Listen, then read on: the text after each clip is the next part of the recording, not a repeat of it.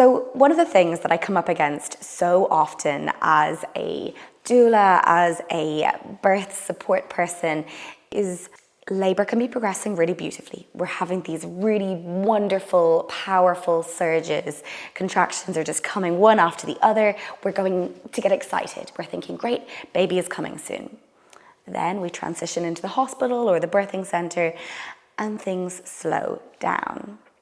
So this video is going to talk about what we can do when labor stalls out. So when either labor slows down completely or just your body gets a clear message that says, this is not a safe place for me to birth, and we need to nudge it back into birthing mode to get things going again. So when it comes to encouraging our labors to begin, the hospital setting love to get synthetic oxytocin on board. This is the man-made version of the naturally occurring oxytocin that is the driver, the accelerator behind those contractions. It does, however, work very differently. And I would ask you to think before we agree to that synthetic medication, because as with everything, and if you've done the rest of my Empowered Birth course, you will know that there are pros and cons to every opportunity and every intervention that is offered to you during labor. And in view of making sensible decisions that are right for you and for your baby and their well-being, let's look at what sort of a message our body is getting and how can we make a sensible but also really holistic decision around how we can support our body in birthing our babies. And I like to break it down. Let's call it the FBS system.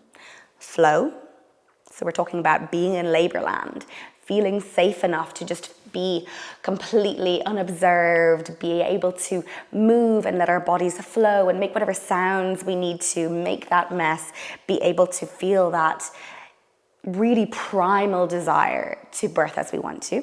So that's flow, being able to get back into that flow. Balance. How can we find balance in ourselves, in our hormones, in our bodies, in our birth support system to get back on track? And then our S, which is finding space. And this may require the training that you are doing now. Maybe it's about just screenshotting some of the movements to help you figure out how you can create more space within the different levels of your pelvis. Maybe it's having a really experienced birth doula on board. Maybe it's having your birthing partner trained up and ready to go. Actually, if I am completely without any medication on board, I can get back into my balance, I can get back into my flow and just listen to my body's cues and help my baby to move through the pelvis.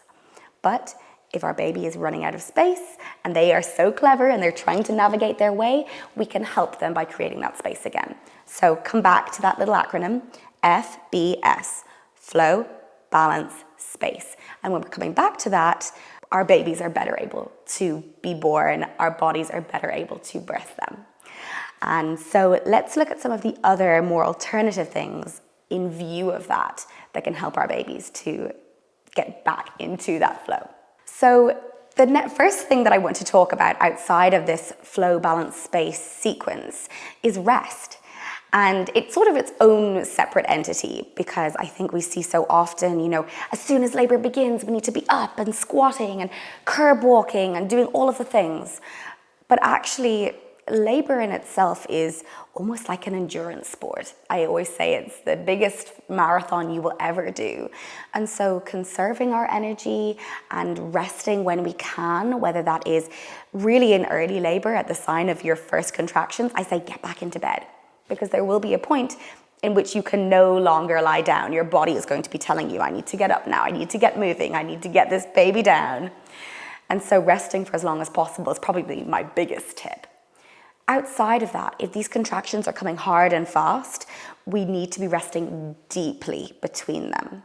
That beautiful space that you have between contractions is where so much magic happens in terms of our baby's movement and being able to rest really deeply and just reset catch your breath, get ready to ride that next wave is so important.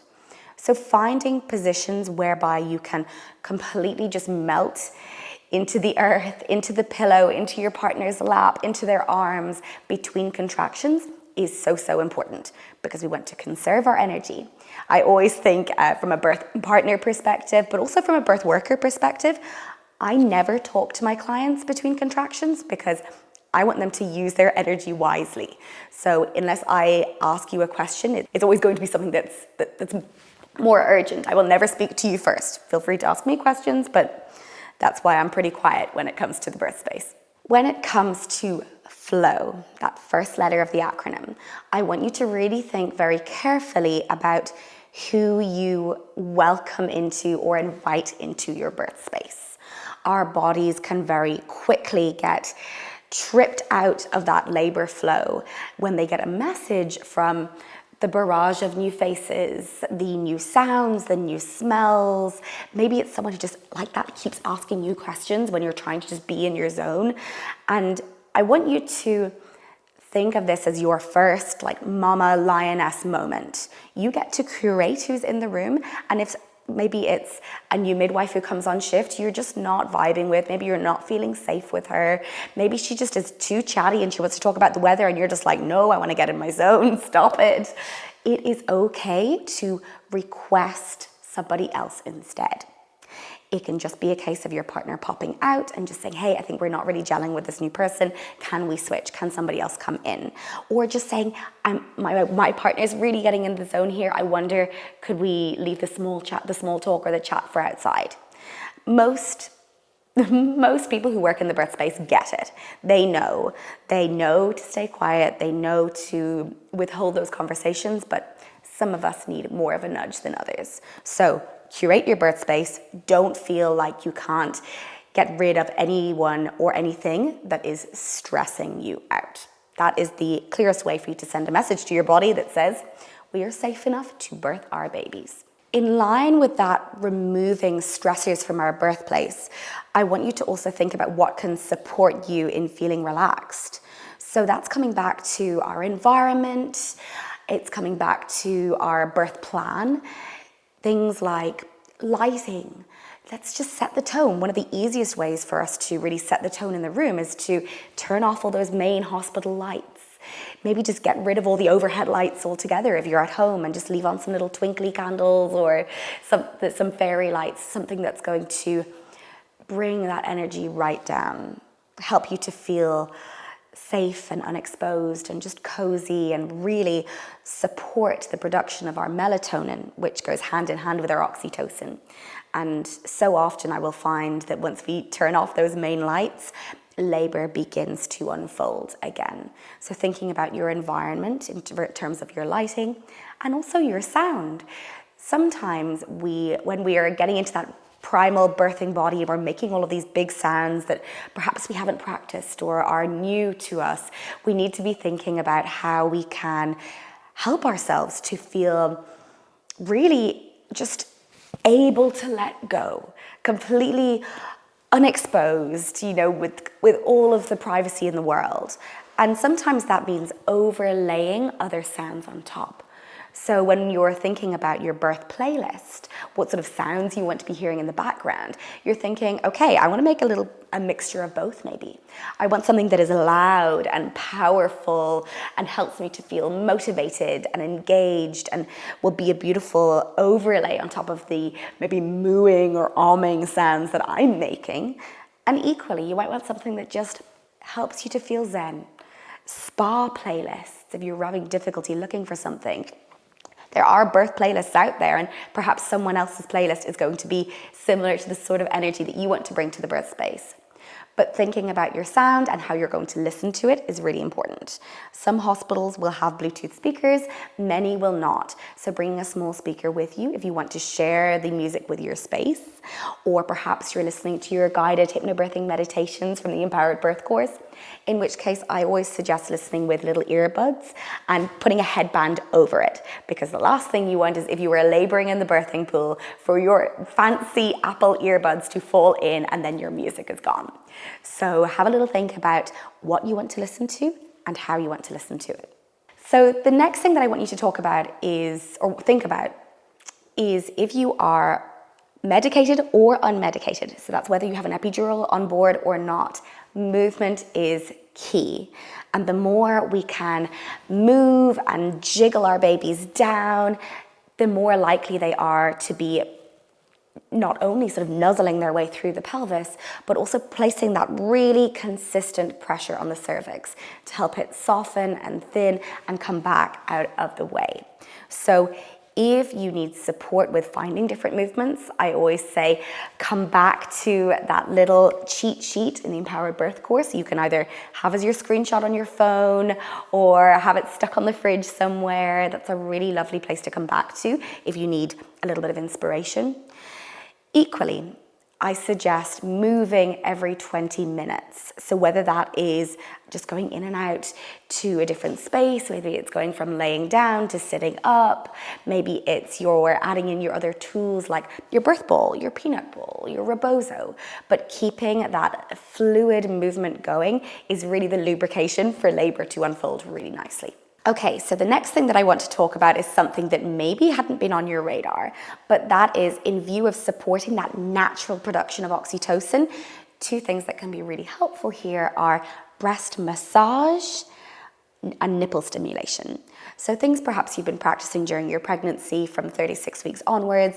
Antenatal harvesting of colostrum can be a really powerful way for you to get to know your body, have that skill set to give you that sense of empowerment when it comes to actually realizing this liquid gold that you are making, but also how you can access it and harvest it in case you were to be separated from your baby or your baby were to require a little bit more support outside of your nursing patterns.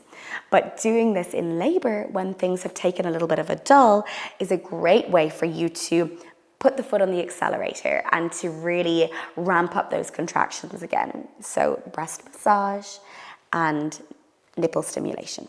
The next thing is maybe a little bit taboo, and a lot of people will probably be shaking their heads and hearing this, but when it comes to really putting the key in the lock and making sure that it's oxytocin that gets there first, as opposed to all of our stressor hormones, a really great way to kind of reset that if you're feeling a little bit maybe nervous, maybe just stressed with the newer environment, if you just transitioned into hospital, maybe you're just feeling a bit overexposed with all of the new faces and the big open bright space. But getting back to getting sexy, getting romantic, getting back into that groove with our partners, whether that is maybe solo orgasm, maybe it's just putting a sign on the door that says we're having a private moment, please leave us be. Maybe it's bringing your vibrator to the hospital. It's not the first time that I've seen it done. Maybe it's just kissing and cuddling with your person who helps you to drive the oxytocin up, to feel safe. You might have heard it before, maybe on social media, but what gets the baby in there also helps to get the baby out there. And so coming back to that knowledge and having that as the accelerator behind those contractions can be a really lovely way to nudge things back on track. The next thing that I want to talk about is the toilet. Highly unsexy, but when we go to the bathroom, our bodies are familiar with this as a space of privacy, as a space where we release and we let go. And along with that intrinsic subconscious messaging that our body is getting, it's also a place where our pelvic floors know to relax. So going into the bathroom, maybe you're turning yourself around and you're facing forward on the cistern with a pillow so you can rest your head. Maybe you're also listening to your meditations. Maybe you have some nice lighting in there, some tea lights, some fairy lights. Reminding yourself that this is a safe place, that this is a space of darkness, of privacy, of letting go, tells our bodies, our pelvic floor in particular, to do what it needs to do, which is actually to yield and to come up and let go and release.